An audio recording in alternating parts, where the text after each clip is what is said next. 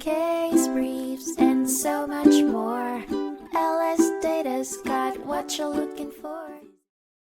In an intriguing case of inherited property and the fine print of a will, the Commonwealth of Pennsylvania's Department of Revenue wrestled with a lower court's interpretation of a foster mother's final wishes. The case hinged on the careful reading of Hildreth M. Kinert's will, who passed away in 1990, leaving her property to her foster sons, James B. Quaid and James R. Lawley. The will stipulated that the foster sons could live in her house, furnished with all her household items for the rest of their lives.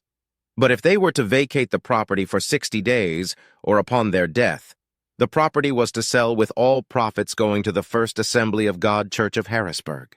The Department of Revenue challenged the estate's interpretation, arguing that Kinert's will granted the foster sons a license to occupy, not a life estate as the Court of Common Pleas of Dauphin County had ruled. They lodged an appeal, arguing that Kinert intended for her foster sons to have a terminable life estate, which places demands comparable to those placed on life tenants. Rejecting the orphans' court determination of mere occupancy rights, the Commonwealth Court found that the foster sons were granted a terminable life estate, a more valuable interest than merely a license to occupy.